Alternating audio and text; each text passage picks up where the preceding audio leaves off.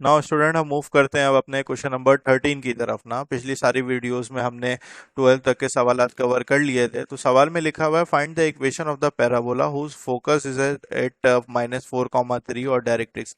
हमेशा याद रखिएगा जो एक पॉइंट होता है, let p x comma y B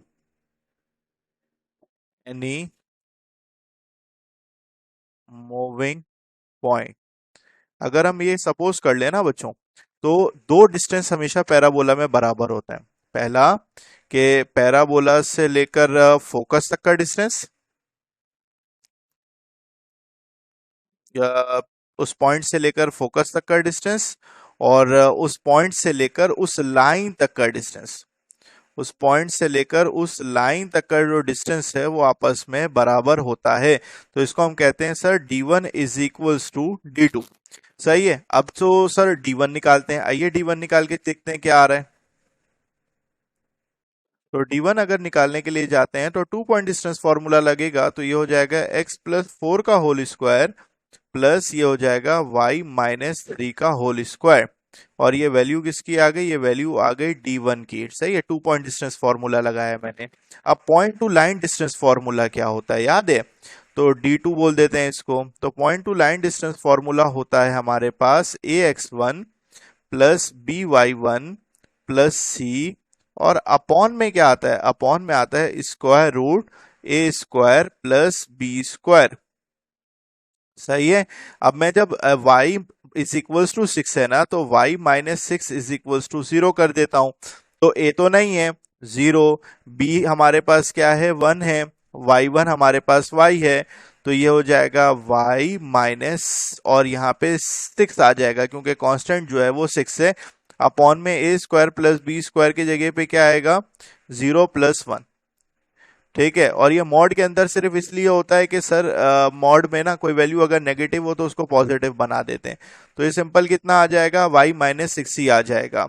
अब हम पता है क्या करेंगे? अब हम दोनों को कंपेयर कर लेंगे। ठीक है, दोनों को हम क्या कर लेंगे? कंपेयर कर लेंगे, क्योंकि हमने क्या कहा था? d1 d2 के बराबर है। तो अगर हम स्क्वायरिंग, मतलब अगर हम d1 के स्क्वायर को बराबर ले लें d2 के स्क्वायर से, तो फायदा ये होगा कि ये वाला जो रूट है खत्म हो जाएगा।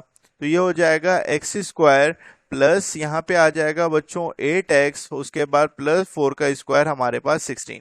उसके बाद ये हो जाएगा वाई स्क्वायर माइनस 6y, और फिर हो जाएगा प्लस 9 इज इक्वल्स टू, इसके ऊपर स्क्वायर हुआ होगा तो ये होगा वाई स्क्वायर -12y प्लस हो जाएगा 36। सर कुछ कैंसिल हो रहा है? वाई स्क्वायर से वाई स्क्वायर कैंसिल हो रहा है। तो आप क्या लिखोगे? एक्स स्क्वायर, और उसके बाद यहाँ पे क्या लिखोगे? प्लस 8x, ये -12y है। इस तरफ आके ये क्या हो जाएगा? +12y -6y, वैसे ही लिखेंगे। 16 और 9 को ऐड करेंगे तो 25 आ जाएगा, और -36 वैसे ही लिखेंगे इज इक्वल्स टू 0। जब हम इसको सॉल्व करते हैं तो मेरे पास आंसर आता है बच्चों, ये एक्स स्क्वायर वैसे ही आ जाएगा आपके पास, प्लस 8x वैसे ही आ जाएगा, प्लस आपके पास 6y आ जाएगा, और उसके बाद 25 में से 36 को आप माइनस करते हैं तो आपका रिक्वायर्ड आंसर आता है -11 is equal to 0। This is your required equation of parabola. Now move करते हैं हम अपने अगले पार्ट की तरफ। स्टूडेंट हमारे पास सवाल मौजूद है। अब ये देखें, सवाल में लिखा हुआ है find the condition when the line √5x plus c is tangent to the ellipse. तो सबसे पहले इलिप्स की स्टैंडर्ड फॉर्म में इसको लेकर आइए। 4x स्क्वायर अपॉन 36 हो जाएगा, प्लस यहाँ पे आपके पास 9y स्क्वायर अपॉन में भी 36 आ जाएगा इज इक्वल्स टू 36 अपॉन 36 हो जाएगा। तो आपके पास बच्चों ये आपके पास जो फॉर्म बनेगी वो बनेगी एक्स स्क्वायर अपॉन 9 प्लस यहाँ बनेगा y square upon 4 is equals to आपके पास आ जाएगा 1। तो अगर आप इसको स्टैंडर्ड फॉर्म से कंपेयर करोगे तो ए स्क्वायर की वैल्यू आएगी 9, बी स्क्वायर की वैल्यू आएगी 4। मैं आपके लिए स्टैंडर्ड फॉर्म लिख भी देता हूं कि x square upon a square plus y square upon b square is equals to 1 होता है। सही है।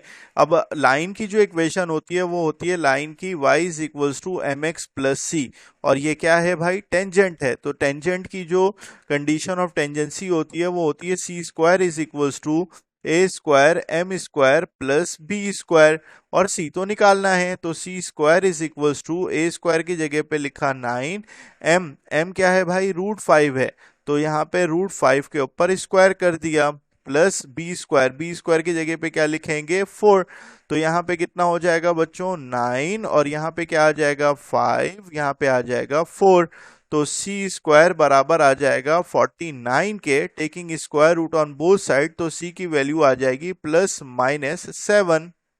अब स्टूडेंट इस का जो आखिरी पार्ट था सेक्शन बी का, उसमें लिखा उन्होंने कि find the orthogonal trajectory of the curve y is equals to a x square, y is equals to a x square. आप क्या करो, differentiate with respect to x on both side करो, ठीक है। तो dy बाई डी एक्स की क्या value आ जाएगी बच्चों, इतना तो आपको आता है, ये वैल्यू आ जाएगी 2ax।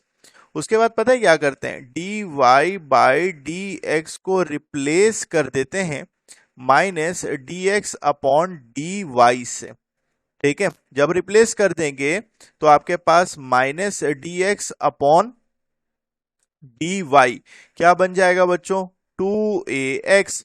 उसके बाद सेपरेबल वेरिएबल लगा दो, dx upon x is equals to 2a, और यहाँ पे आ जाएगा dy, इधर भी इंटीग्रेशन का निशान और इधर भी इंटीग्रेशन का निशान, तो यहाँ पे आ जाएगा -ln x is equals to 2a और y। सही है बच्चों, और आखिरी में यहाँ पे क्या लगा देंगे +c। तो इसी के साथ हमने सेक्शन बी को कंप्लीट किया। मुझे पूरी उम्मीद है आप लोगों को ये बहुत अच्छा समझ में आया होगा, और अपने दोस्तों के साथ भी इसको जरूर शेयर करें। ठीक है बच्चों, मिलते हैं सेक्शन में, जब तक के लिए अल्लाह हाफिज।